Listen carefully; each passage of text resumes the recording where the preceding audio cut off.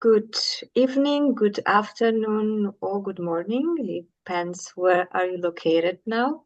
I have the great pleasure to welcome you on our another meeting in our series 10 Stages Human Rights from History to Action. This is a project led by Humanity in Action Poland, and we're always happy to welcome you wherever you are connecting with us. This series is a special project possible to happen thanks to support of Google Poland and under the great support and patronage of Babka od Histy and NGOPL. Our project is focused on the difficult questions, difficult topics, and how we can solve these issues, for example, in education.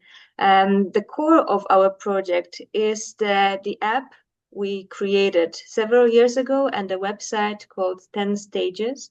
It's based on the theory created by Professor Gregory Stanton of 10 stages, 10 steps leading to the genocide. This is a very modern, very accurate topic, and we always have some additional questions we didn't solve in our digital tour and on the website. That's why we decided to invite activists, teachers, scholars, scientists, and people who are working on different fields of education, culture, and history from all around the world to share with us good practices, to try to answer together on some difficult questions, and to learn from each other. We, of course, invite all of you, those who are behind the screen, to participate in this conversation. And we are really happy to see the comments or questions. You can post them under this transmission in the comment section. And I have the great pleasure to introduce our two amazing speakers today. And our today's meeting is intercontinental. We are connecting with Italy, where is located Emma Abate, a teacher of Latin history geography in one of the high schools in Italy, in Caserta. She is also a cultural mediator and author of digital content and freelancer researcher.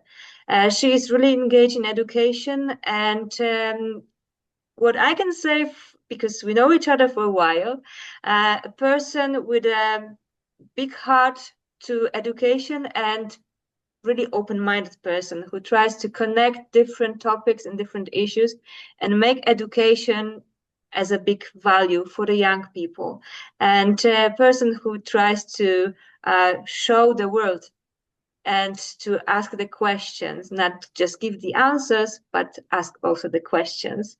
And from another continent, from US, connects with us Sofia Thornblad, a chief curator and director of collections and Holocaust education for the Sherwin Museum of Jewish Art in Tulsa, Oklahoma. She holds a BA in Holocaust and Genocide Studies and MA in Museum Studies. So it's also a connection of two different fields. We also had a chance to cooperate together several years ago. And I'm really happy that you decided, Sofia, to join us also today and to share your experience working on educational field, but a bit different than the school and informal education. So once again, thank you very much that you decided to join us today and to share your expertise and your really, really great knowledge. Once again, I encourage all of you who are watching us to ask questions or share your thoughts, because today we are focused on the eighth step in the theory of the genocide we are presenting in our app, persecution, but we treat it really broad because today we are facing many different challenges connected with this topic. And in our educational work in Humanity in Action, we try to give valuable resources. We try to convince people for fact-checking, especially today when we are facing a lot of fake news and propaganda, strange theories and so on. So this is another tool we try to develop and to share with people, with young people, but also with the teachers and educators who need to know some rules to share it with the students. And having this opportunity to meet both of you working on a bit different fields, but sharing some field of expertise, I would like to take a deeper look on this issue and try to go a bit deeper. And I would like to start with you, Sofia, and the question about your experiences, because you're working in the field of Holocaust and genocide education.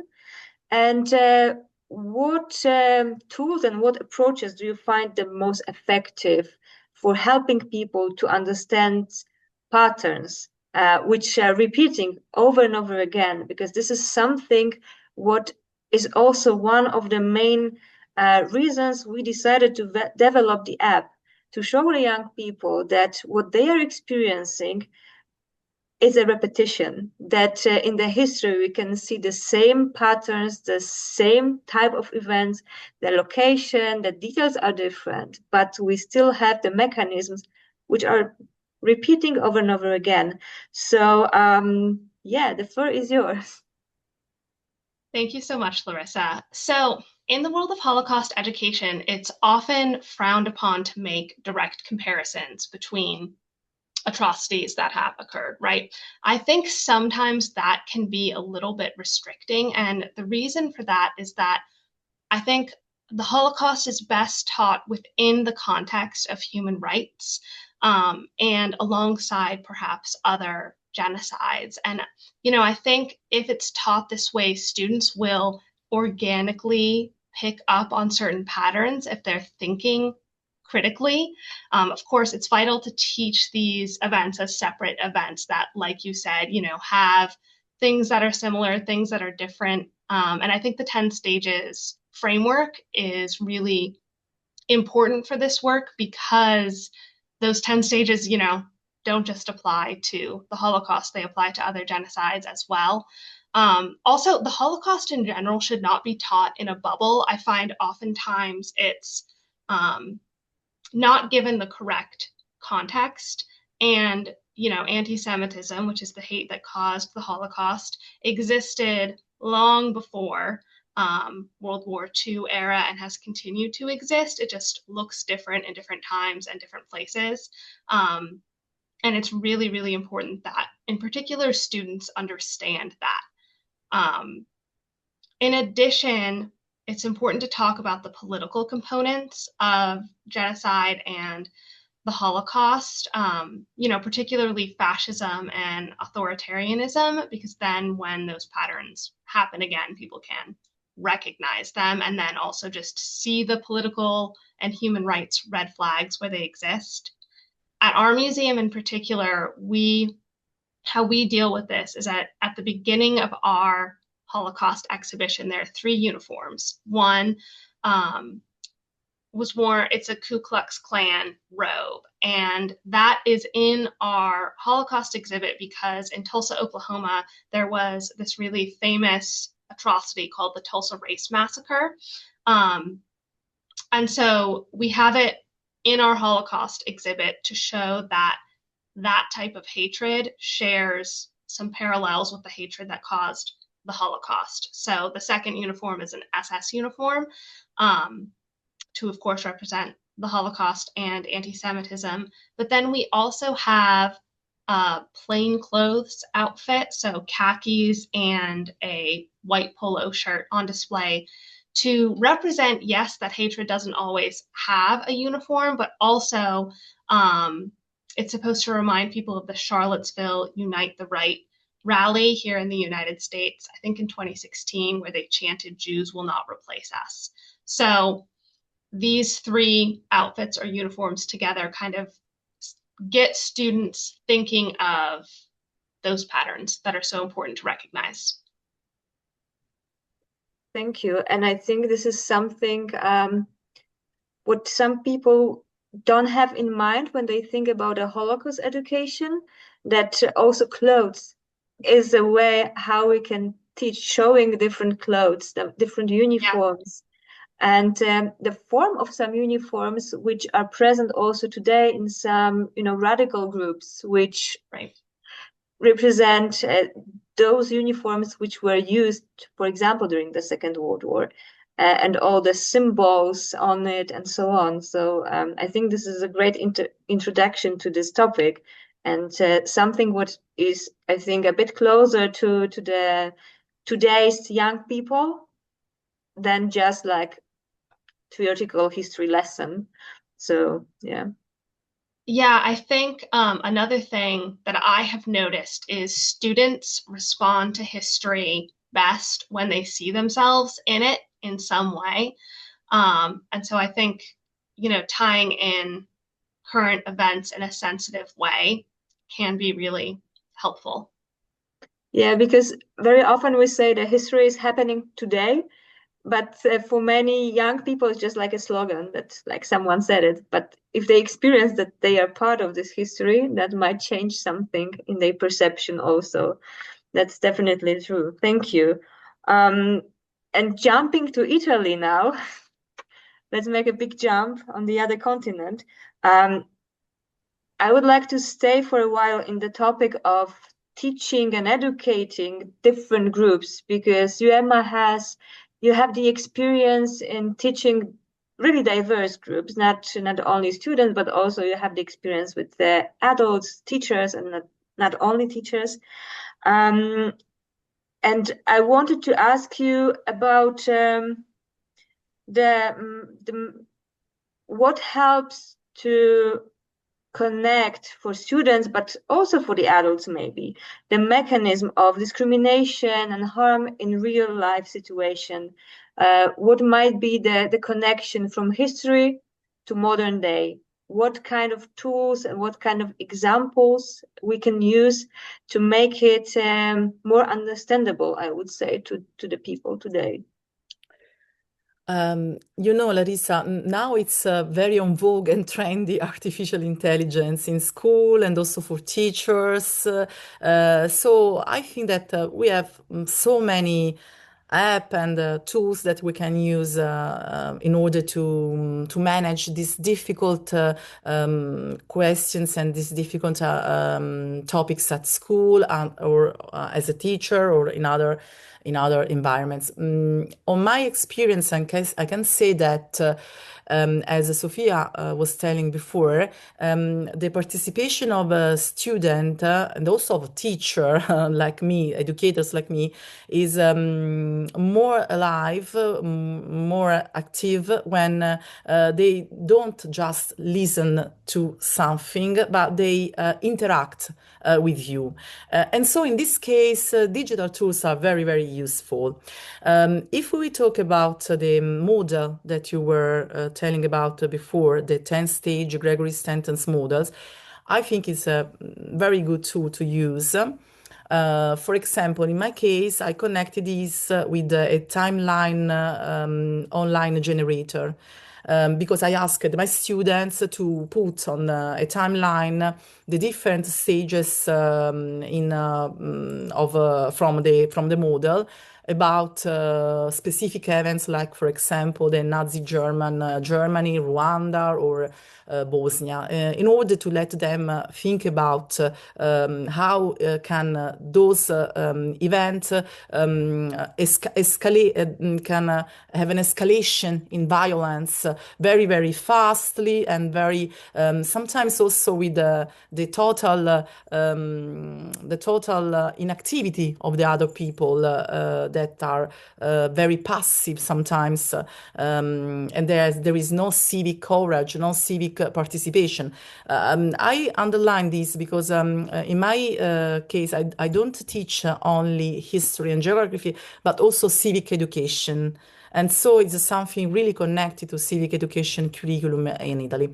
Anyway, it's a very complex topics, but I think that using those strategies, like, for example, the model, makes a safe environment for students, in which all those structural concepts that are usually very abstract can became more visible, more accessible. And this is what we should do. We should try to make the students going out from the bubble that Sofia was telling, because it's like those things happening in the past or in other places far from us, they are like in a bubble, in a cloud, very far from us. It's not true. We know that it's not true. So we should try to make them participate in a more active way, and those things are very real and very close, more than we think. Yeah, I totally agree. That's why we decided to produce also the app, because what can be more useful for the young generation than just the app they used to use every day. And the app was also created during pandemic time. So that was the time when we had the limited access to the school groups also. We didn't have a chance to meet them in person. So that was the way which could kind of bridge us. And that was the way we can transmit the knowledge to the young people, and showing them the valuable resources. Not they can check everything online, but there is a question what kind of information they will get, and we wanted to give them something what will be useful not only at school but also from themselves. That's why we included some activities in the app, so it has to be more interactive for them.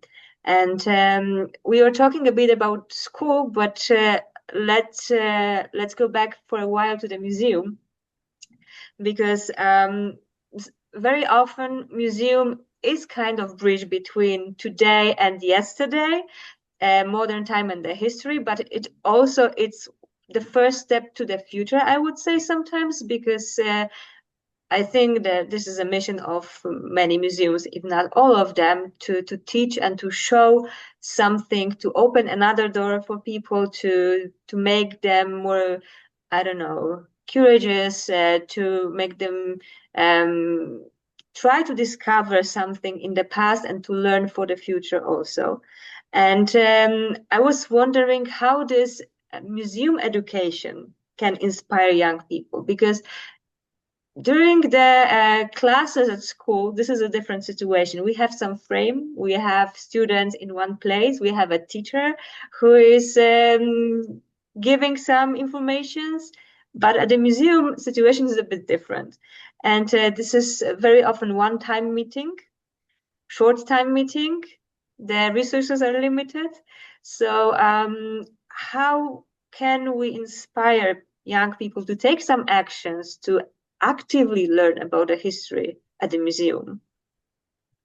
So our museum is really interesting. In Tulsa, there's a pretty small Jewish population. It's not uncommon for people to not necessarily know about Judaism. So when students come through our museum, they learn about the Holocaust in our permanent Holocaust exhibition, but they also learn about Jewish life and culture. And that's really something that's special, because sometimes the Holocaust is, again, taught in a bubble. And so to give these students an opportunity to learn about Judaism as well is really important. When I give tours to student groups, I try to make the tour more of a conversation. I found that having access to physical objects, actually being able to see them and learn about their story in person has a great impact.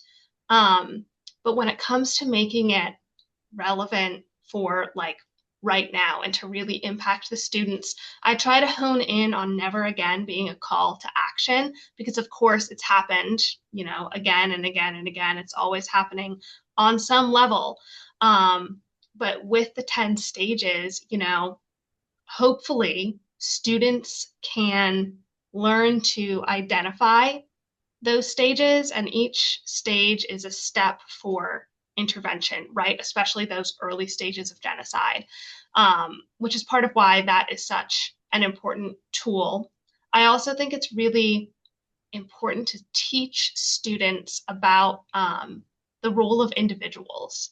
So, for example, collaborators, of course, but then also those individuals who actually did step in the past and what that looked like and how, often it was at a great cost that they decided to intervene and, for example, help Jewish people, but also that, I think of, for example, the Rosenstrasse demonstrations where I believe it was a group of Jewish men who were married to non-Jewish women were imprisoned by the Nazis, and their wives were understandably very upset about this and staged a protest that was effective, right?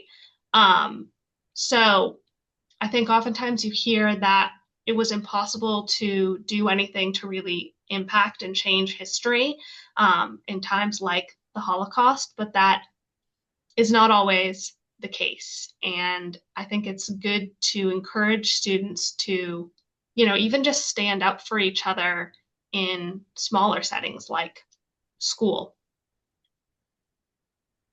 Yeah, definitely. And our app was also created as a tool for example, teachers and educators, which should be helpful before, during, and after the visit in the memory side.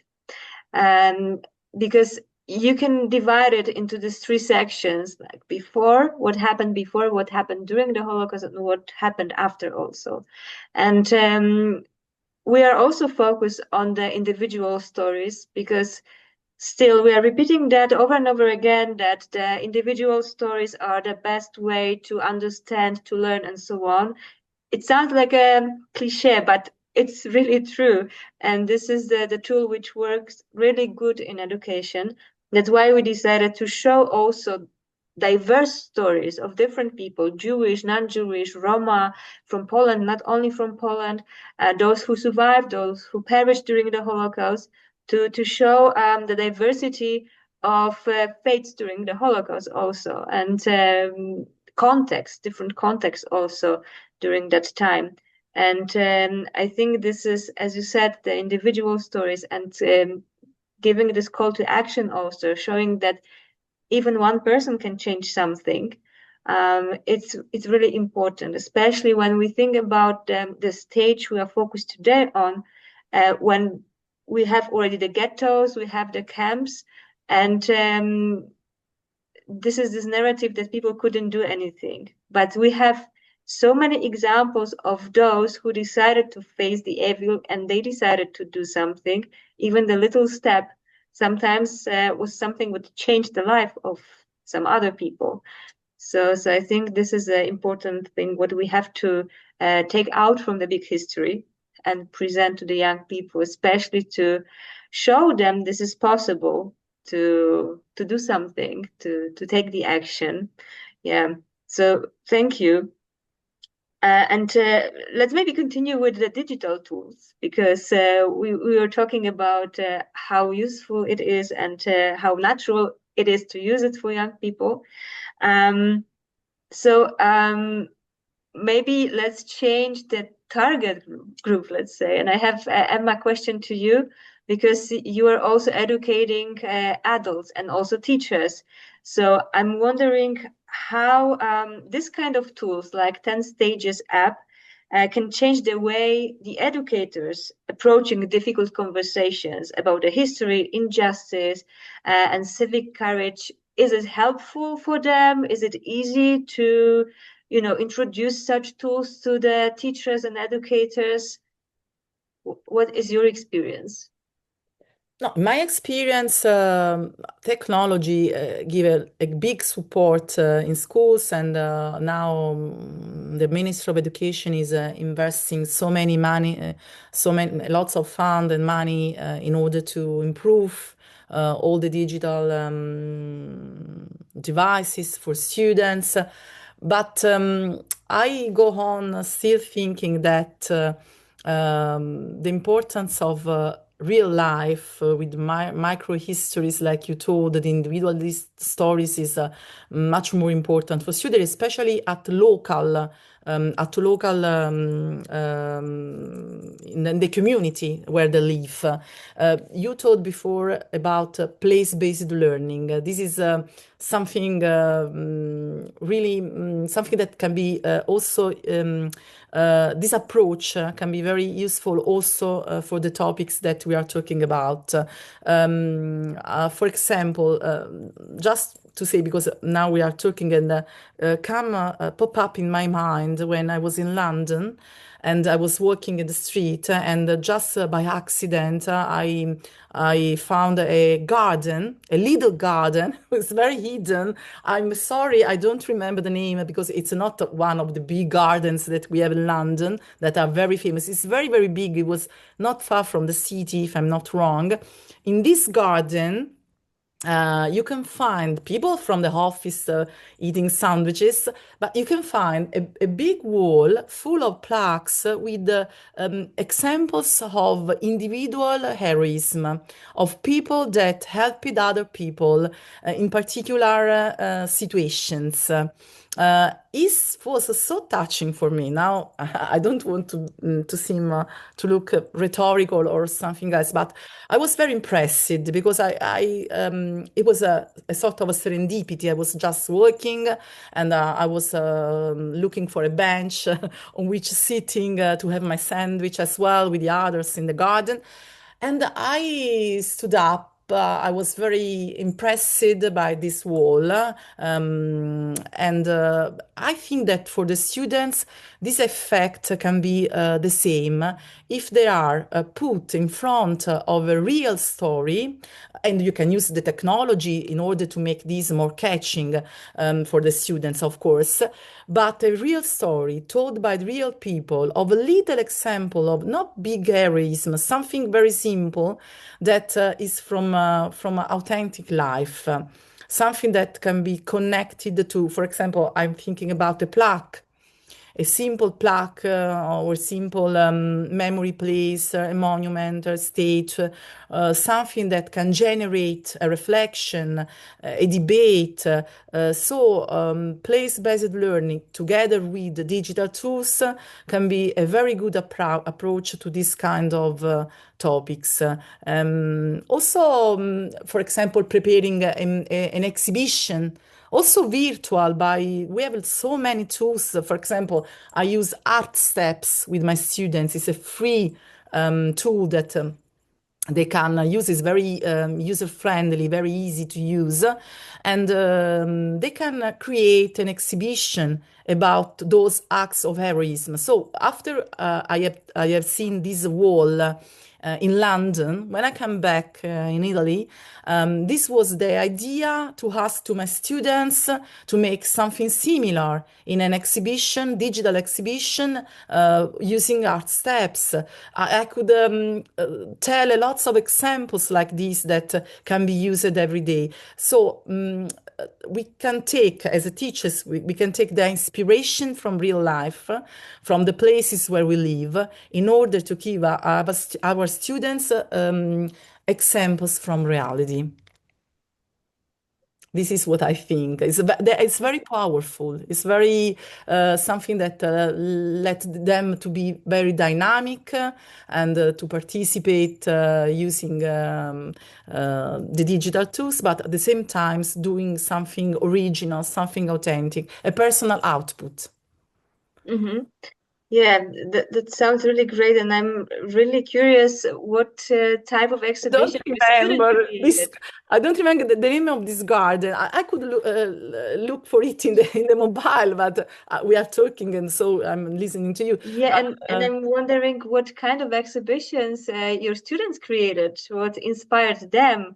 They look at this is a sort of inquiry-based learning as well, because they were pushed to look for something that was similar to this wall of heroism in London, in order to put together stories that sometimes are not very well known. Although also if there are newspapers that talk about, but something that deserve to be known, deserve to be widespread, deserve to not be forgotten. So So the same idea was behind also our app, because as you can see, there are the stories, local stories. yes. Some of them are better known, but some are really local. And the idea was to organize a competition and a voting. We ask people to send the stories they would like to share with the others. They think exactly as you said, that these stories deserve to be spread. It's important to share the stories with the others. We don't want to keep the story only in our local community, but we want others to learn about it. Because Yes. we have the examples of acts of heroism, we have examples of people who risk their lives to save others. Some of them lost their lives because of that, but there are some people who saved others even if they were under the danger. So this is something what might inspire. And the local communities, we have the example, especially from one little town, where the whole community was voting for the story because they were really proud of that and wanted to that this story will appear in the app.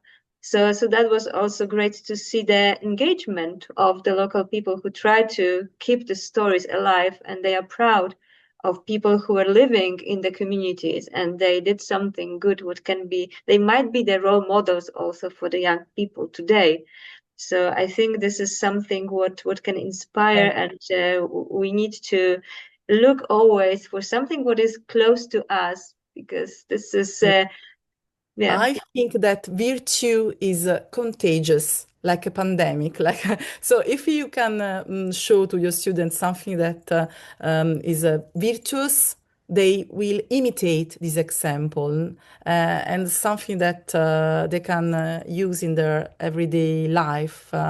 To be inspired and not to be feared in order to. We talk about banality of evil, but there is also a banality in being good and right. And this banality is very important because it's what makes us human instead of animal and ferocious. Yeah, The exactly. banality of being good. It's a beautiful banality. And also, from my experience leading some workshops for students, I noticed that very often they are looking for, something big, the big story, the heroic stories. And when you ask the questions, they look in this big history, but they are not looking around themselves. What is in the neighborhood? What happened in the neighborhood? What happened in the families? They always try to give you the big examples, important, well known, because they think you expect that. But then when we go one level under this big history, they discover a richness of stories very close to themselves. So I think this is also important to show that, especially in the context of persecution. And we talk about the ghettos, we talk about camps, subcamps, and so on. This is something what surrounded many people. And these stories are still kept in the local communities. So I think this is the source for many teachers and educators also today. They can use these stories to show the students also, first, that the history repeats, and second, that we always have some possibility to act somehow. And when we talk about these different collaborations, and I mentioned that we have intercontinental conversation today. Emma, you are working also not only in Italy, but also with people from different countries, students and educators. And I was wondering what kind of insights from this international cooperations, exchanges, you find the most valuable especially for the teachers and educators who are working on the field of history of Holocaust education and teaching about anti-Semitism and so on. What do you think is the value? We work it together also in a project like this international, and so I also want to not to be rhetorical, but really thank you for what you told that this is the best presentation I had because it's from a friend, and so it's the best presentation. And the words you use it to describe me. Yes, what I think that international collaboration always remind us that. Anti-Semitism, hate, persecution, and everything that led to genocide, um, uh, it's not a single historical pattern. It's something in which collide, in which are combined lots of behaviors, lots of different attitudes that can be in different countries can be studied and analyzed under so many point of views. When I come back from those international workshops and working teams, I really come back enriched because sometimes my colleagues, the people that are in those teams, are able to see something I have not seen still. And so the fact that we speak a lot, we talk a lot, and I see, for example, also from the photos from our last meeting, I noticed that in each photos we are talking, we are moving the hands. Not only Italians move a lot the hands when they talk, also people from Poland, also people from Germany, also people from. We were very inside the speech, inside the topic. And also our body testifies this total involvement. And so I always love when we have these encounters because the interest for these thematics is very, very strong everywhere. For the historical period moment we are living, for the issues connected to this problem, for the new generations that were given to us and from the parents, from the families. So it's not only a question of, it's also a question of trust that families give us when I'm not kidding. I really sometimes feel a big sense of responsibilities when I come in my classroom. And I know that also other teachers feel like me. It's not an isolated feeling. Responsibility of the new generations. That's why I think that teachers should be paid much more than what they are. Because, for example, we will shape the next astronauts, the next political man, the future scientists, the future lawyers, the future members of a party. It's so much responsibility. Sometimes I feel overwhelmed by this responsibility, especially in this historical period. And this sensation is shared by all the teachers I met from abroad during my experience in training abroad.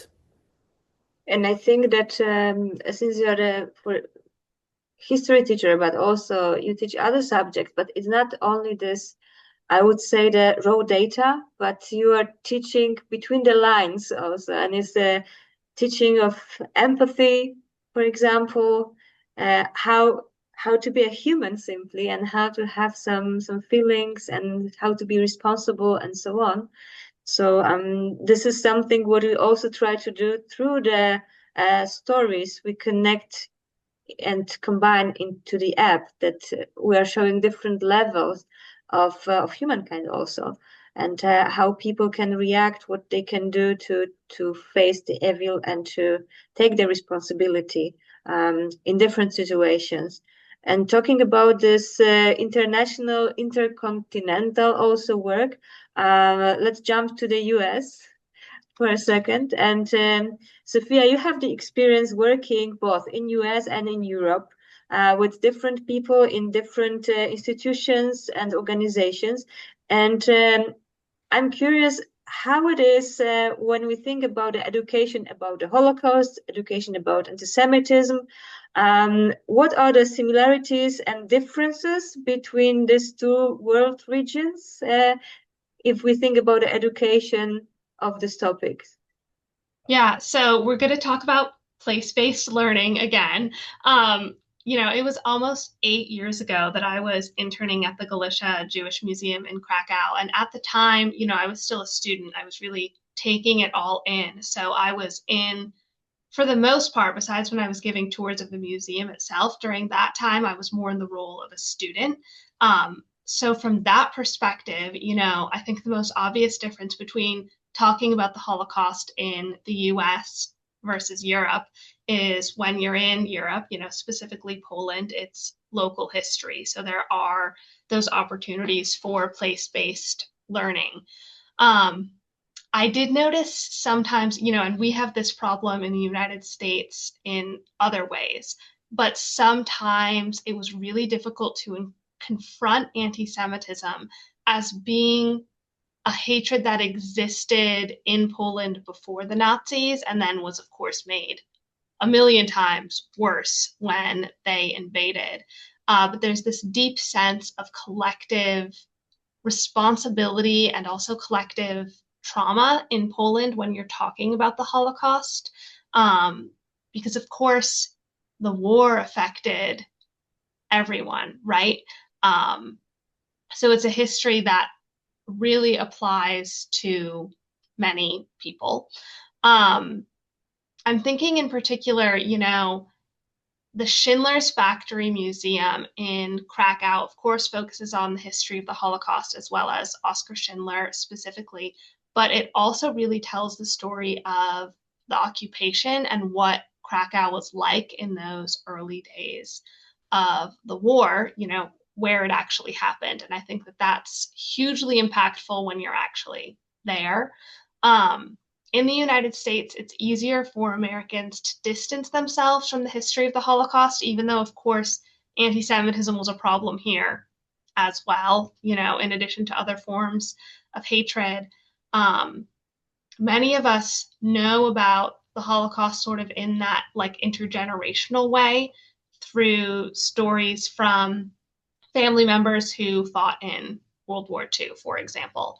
But it's also become a part of our own historical narrative, I think particular about the United States Holocaust Memorial Museum. So in a way, we've kind of taken that history on, but specifically to Tulsa, I think about how we confront racism here. Again, the Tulsa Race Massacre happened here in 1921, and that particular historical event has many parallels with Kristallnacht.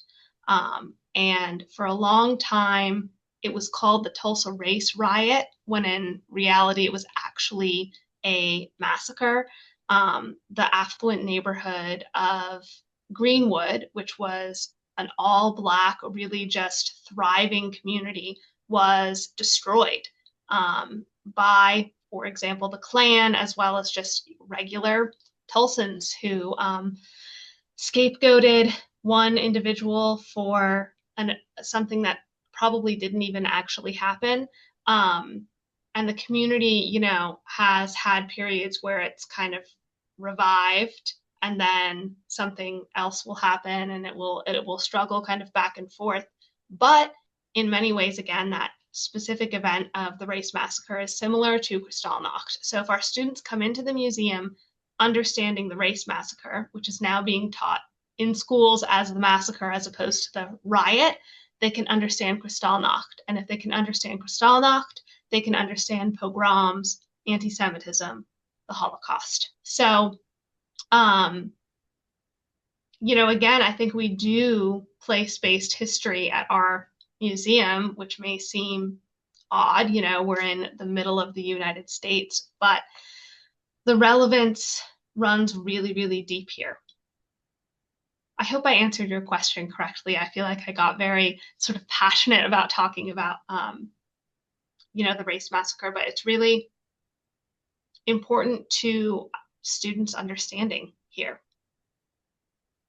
Yeah, I think it's always difficult when you're talking about very distant history, distant meaning historically on the timeline, but also geographically. Right. And especially for people who had never been in Europe, had never been in Poland, for example, and then they have to understand somehow what happened here 80 years ago. This is another Right. difficulty. And that's why we also decided to develop the app in 3 languages, in Polish, English, and German, to make it more accessible and to create a tool for people in different parts of the world. They can also learn about the places probably they will never have a chance to visit, because when we show the story from the little town in southern Poland, probably people from the other side of the world won't come there, but they can still learn about some brave woman who risked her life and the life of her family to save some other people. So as you said, this very local stories are important, but also to show that this kind of local stories happened also in different places, and also other people have such local stories, give the vision that things are happening, and it's not just this one particular point in history and in the world, but we can find the role models and great stories also elsewhere.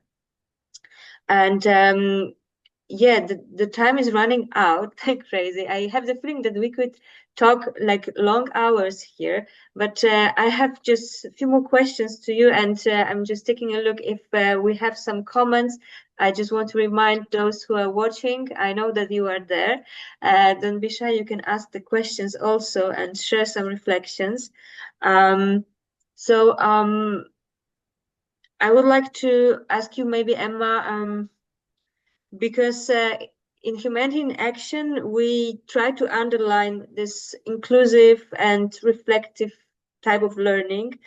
And we try to make it also accessible for people, understandable for people. And we always underline that there is this call to action, that we are not just sharing the knowledge, but also try to make people active, take their responsibility, and to act, to do something in the end.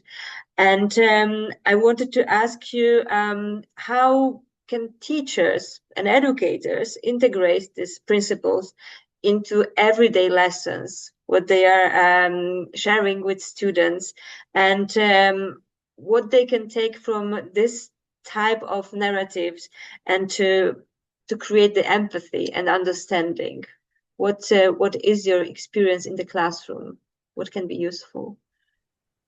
For example, bias check activity, as you told before, can be a very good way to approach those topics. For example, we can now. I told at the beginning of the meeting, I told you about the fact that artificial intelligence is very trendy now. No?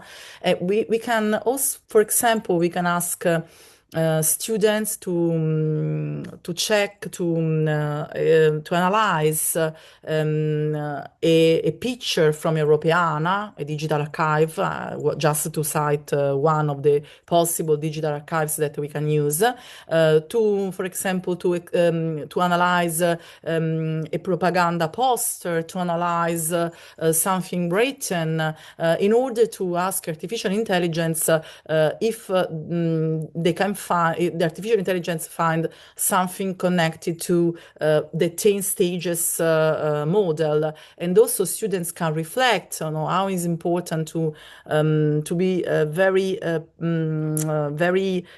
to analyze very deeply those historical documents. Survivor testimonies is another way to integrate humanity in action principle into the everyday lessons.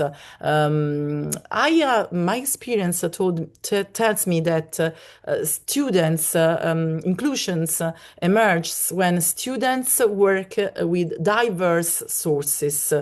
So I think that the secret of a good implementation of activism, inclusion, reflection, learning in the everyday lesson is to let students working with diverse, with various sources, Europeana objects, survivor testimonies, local heritage materials, digital tools. I say that teacher is like a magician. You have the hat with a lot of magic items to use to make something wow. And so we have the sources to help us to captivate our students' attentions and interest. And those topics, the humanity in action principles, are a must to do in the classroom, something that cannot be skipped, cannot be neglected. Thank you. So let's take a look how it is at the museum. Sofia, can you share some practice what helps you to encourage especially young visitors to take some action, to move from this passive learning and just receiving the knowledge to the activism, or activism maybe is too big word, but let's say to engage them and to give them the opportunity also to act somehow. Yeah, so when we have groups at the museum, we have them for just such a short amount of time. So I want to, Emma was saying earlier how teachers deserve to be paid more. And I would like to echo that sentiment. They're really the unsung heroes. And in particular, in this context, why that matters so much is teachers are the ones who then reinforce the lessons that are learned in the museum and sort of keep, that momentum going.